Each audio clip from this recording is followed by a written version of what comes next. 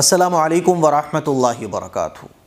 ایک حدیث ہے جس کا حصہ ہے وَهُوَ شَهْرٌ أَوَّلُهُ رَحْمَةٌ وَأَوْسَطُهُ مَغْفِرَةٌ وَآخِرُهُ عِتْقٌ مِّنَ النَّارِ۔ نبی کریم صلی اللہ علیہ وسلم کا ارشاد ہے کہ یہ رمضان کا مہینہ جس کا پہلا عشرہ رحمت ہے، جس کا درمیانی عشرہ، درمیانی 10 دن مغفرت کے ہیں اور آخری 10 دن جہنم سے نجات کے ہیں۔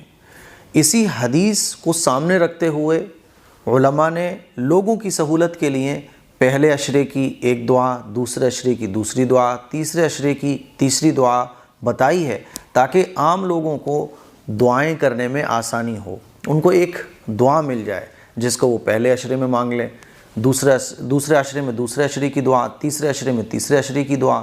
ایسا نہیں ہے کہ پہلے عشرے میں اگر رحمت مل رہی ہے تو اب مغفرت نہیں ملے گی، ایسا نہیں ہے۔ جتنا ہو سکے ان دعاؤں کو خوب پڑھیں ترجمہ ذہن میں رکھتے ہوئے۔ تو پہلے عشرے کی دعا کون سی ہے؟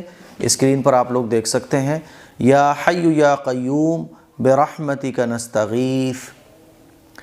آپ نستغیث کی جگہ استغیث بھی کہہ سکتے ہیں، دونوں طرح سے درست ہے۔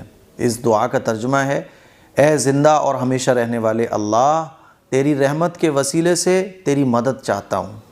یہ تو ایک دعا ہو گئی پہلے عشرے کی۔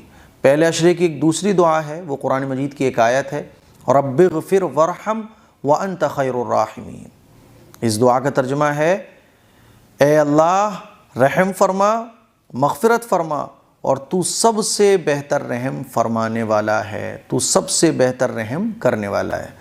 تو یہ تو ہو گئی جی ہماری پہلے عشرے کی دعا۔ پہلے عشرے میں آپ اس کو خوب مانگیں۔ میں تو یہ کہوں گا کہ جب آپ لمبے ٹائم کے لیے دعا کے لیے بیٹھ رہے ہوں، یعنی پورا ٹائم نکال کر آپ دعا کے لیے بیٹھ رہے ہیں کہ اب تو صاحب 10-15 منٹ دعائیں مانگنی ہیں، تو پہلے عشرے کی بھی دعا مانگیں، دوسرے عشرے کی بھی دعا مانگیں، تیسرے عشرے کی بھی دعا مانگیں۔ اور جب آپ شارٹ مانگ رہے ہوں دعا، مطلب ہوتا ہے نا کہ 5 وقت کی نمازوں کے بعد ہم لوگ مختصر سی دعا کرتے ہیں، تو آپ پہلے عشرے کی دعا خوب مانگیں۔ کل ملا کے یہ ہے کہ ان دعاؤں میں پہلے عشرے میں پہلے عشرے کی دعا کو خاص طور پر مانگیں، دوسرے عشرے کی دعا کو دوسرے عشرے میں خاص نمبر پر رکھیں آپ کہ بھئی دوسرے عشرے میں مجھے یہ دعا زیادہ مانگنی ہے، اور تیسرے عشرے میں تیسری دعا کی پوزیشن رکھیں کہ تیسرے عشرے میں مجھے ان دعاؤں کو زیادہ مانگنا ہے۔ اس کلپ کو شیئر کریں، دوسروں تک پہنچائیں۔ السلام علیکم ورحمۃ اللہ وبرکاتہ۔ سبسکرائب کریے سوال جواب جاننے کے لیے۔